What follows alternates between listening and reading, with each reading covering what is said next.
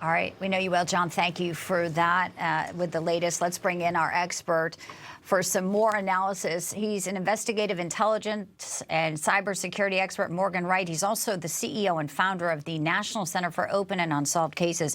Morgan actually spent a year teaching the FBI how to conduct computer crime investigations, has 18 years in state and local law enforcement as a state trooper as well. He's also the current host of Open and Unsolved Crime Reconstruction. Morgan, good to have you with us.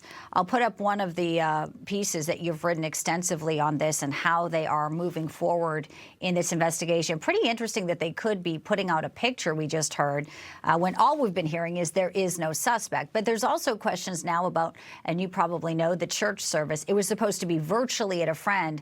There's been a lot of, questions about what Pima County Sheriff has been saying in addition to the crime and the Ring cameras. We'll put up some of your potentials. Walk us through where you think the investigation is, and probably for strategy, they're further ahead than we know. Right. And like the graphic shows there, this is what I said is there's 3 states that we know about Nancy Guthrie right now. She's alive, she's not alive, or it's unknown. And based on each of that, it depends upon, do you have just one group that did the abduction and was involved in the ransom? Do you have 2 collaborating groups, one for the abduction, one for the ransom?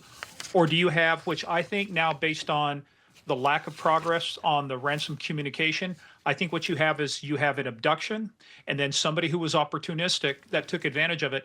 I wrote about this, Bianca, a few days ago before when everybody thought the ransom was legitimate. I said, we have not risen to the level yet to where from an evidentiary standpoint that I believe that you can consider this an authentic communication. So you have evidence of claim is not evidence of custody. Just because you claim you have her does not mean you have her. So I go back to your point. Where do we start?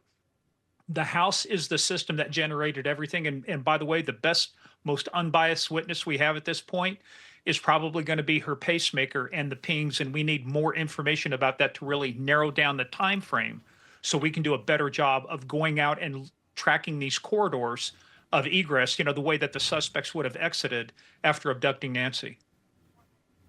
Morgan, with all your expertise, too, and from cybersecurity law enforcement, I want to ask you, is it possible to, trace these people with this Bitcoin account?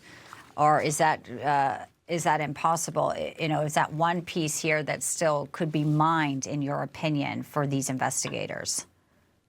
Well, the wallet as it sits right now, so a lot of people know, you don't know when it was created. They could have had that account created 2 years ago. So there's not a lot of information about that. The minute a transaction occurs in that account, then the FBI will have some data. You'll have some things to work with.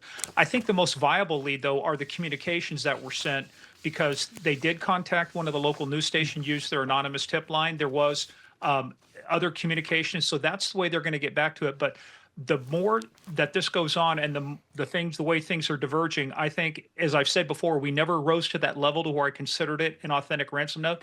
So I think you now have one investigation into who sent this attempted extortion. And we got to go back to the investigation, start at the House, and work out from there.